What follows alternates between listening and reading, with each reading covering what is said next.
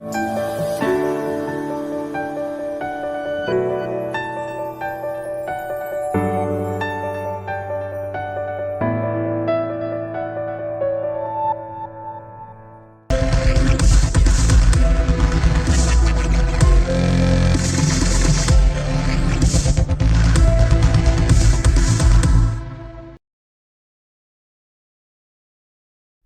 to Meghan and Harry Tales channel, your go-to channel for all things royal.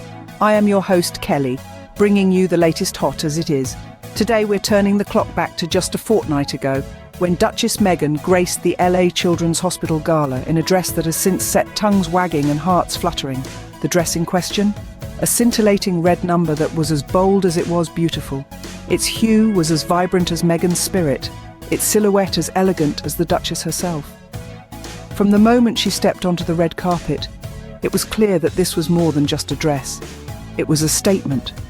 The reactions were immediate and intense. Gasps echoed through the crowd, cameras flashed relentlessly, and the social media sphere was set ablaze.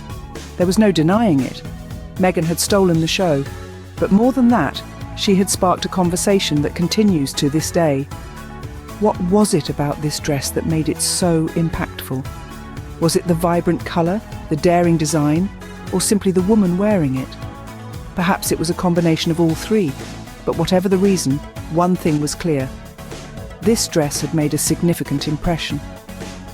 In the days that followed, the dress became a symbol. It was seen as an expression of Meghan's strength, her confidence, and her refusal to be overshadowed. It was a testament to her individuality and her courage to stand out from the crowd. It became, in essence, a reflection of the Duchess herself. And so, we come to the significance that this dress has acquired. It has transcended its status as a mere garment and has become a symbol of Meghan, of her journey, and of her indomitable spirit. It has, in its own way, become a piece of royal history. And so, Meghan's red dress has now become a symbol of her own, just as iconic as Princess Diana's revenge dress. Now, let's take a step back to remember Princess Diana's revenge dress. The year was 1994, a time when the royal family was embroiled in scandal. On the very day that her estranged husband, Prince Charles, publicly admitted to his long-standing affair, Diana made a bold statement of her own. She stepped out in a stunning, form-fitting black dress that instantly grabbed headlines worldwide. It wasn't just a dress, it was a message, a defiant, sartorial statement that said, "I'm not just a royal wife, I'm a woman of substance." The dress itself was a masterpiece. Designed by Christina Stambolian, it was a black off-the-shoulder number, cinched at the waist, with a daringly high hemline for a royal. Diana paired it with a choker necklace adorned with 3 rows of pearls and a sapphire pendant, a gift from the Queen Mother. She looked radiant, confident, and above all, unbroken. The reaction was instantaneous. The media dubbed it the revenge dress, and it signified Diana's defiance and resilience. She was not going to let the royal scandal define her. Instead, she used it as an opportunity to redefine herself, to step out of the shadows and into her own light. She was no longer just Princess Diana, the wronged wife. She was Diana, the woman who could hold her own. The revenge dress moment was a turning point in Diana's life. It marked a shift from being a passive player in the royal narrative to becoming an active participant in her own story. It was her way of saying, "I am here, I am strong, and I'm not going anywhere." Diana's revenge dress is a symbol of her resilience and defiance, a symbol that Meghan seems to have adopted. Just as Diana used fashion to make a statement, Meghan too has used her wardrobe to communicate her strength and independence. But that's a story for another day. For now, let's appreciate the power and legacy of Diana's revenge dress. But what does it mean to compare Meghan's red dress to Diana's revenge dress? As we delve deeper into this comparison, let's consider the context. Princess Diana's revenge dress was a statement piece. It was a black, off-shoulder, form-fitting number that she wore on the same night that her husband, Prince Charles, confessed to his long-standing affair with Camilla. Diana was a woman scorned, and she used fashion as her weapon. The dress said it all. She was sexy, vivacious, and most importantly, unbroken. When we look at Meghan's red dress, it's a stunning piece.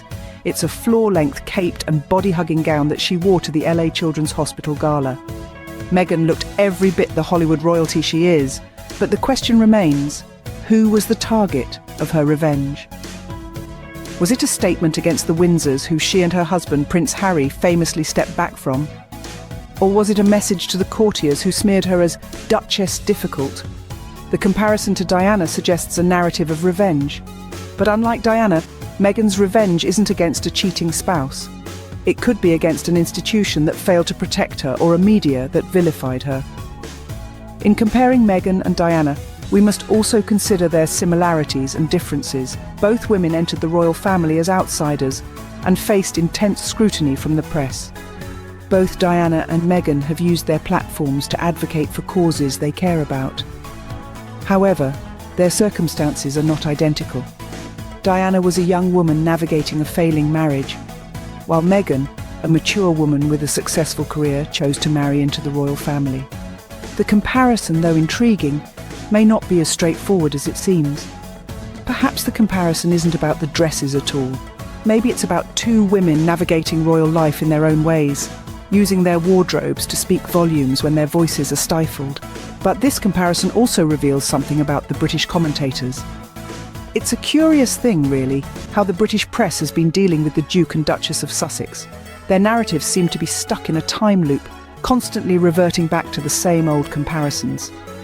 The lack of imagination in their commentary is, quite frankly, astounding.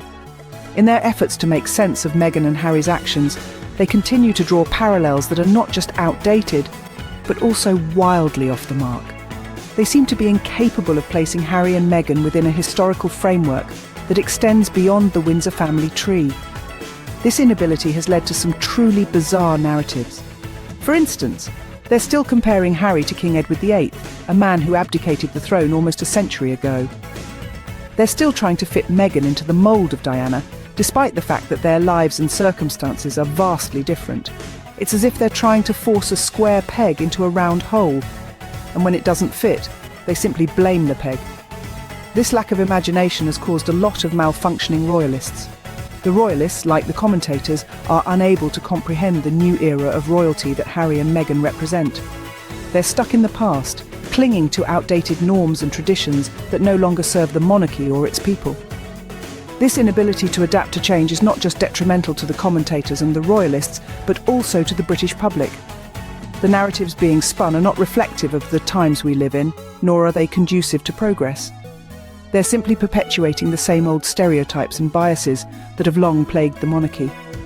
In the end, it's not just about Meghan's red dress or Diana's revenge dress. It's about the need for a shift in perspective, a break away from the past, and a recognition of the evolving nature of the monarchy. It seems that the British commentators are still trapped in the past, unable to comprehend the new era of royalty that Harry and Meghan represent. So what can we conclude from all this? Indeed, there's a lot to unpack. The Duchess of Sussex's red dress, worn at the LA Children's Hospital Gala, is still a hot topic. It sparked endless conversations and comparisons, notably to Princess Diana's iconic revenge dress. Both women, in their respective eras, have stunned the world with their fashion choices and the underlying messages they convey. We delved into the story behind the revenge dress and how Diana used it as a tool of communication, a way to express her strength and resilience in the face of her husband's infidelity. And then we looked at Meghan's red dress and how it's been interpreted as her own version of a revenge dress against the Windsors and those who smeared her name. But is it fair to draw such parallels? As we've discussed, the comparisons between Harry and Meghan and King Edward VIII and Diana reveal a lack of imagination in British commentary. It seems the media is struggling to fit Harry and Meghan into a historical framework, resorting to rehashed narratives from the past. Yet, what we must remember is that these are different people, living in different times, facing different challenges. While their stories may echo past royal narratives, it's essential to recognise the unique circumstances and personalities involved. Meghan's red dress, whether a statement of defiance or simply a fashion choice, will undoubtedly remain a topic of conversation for years to come.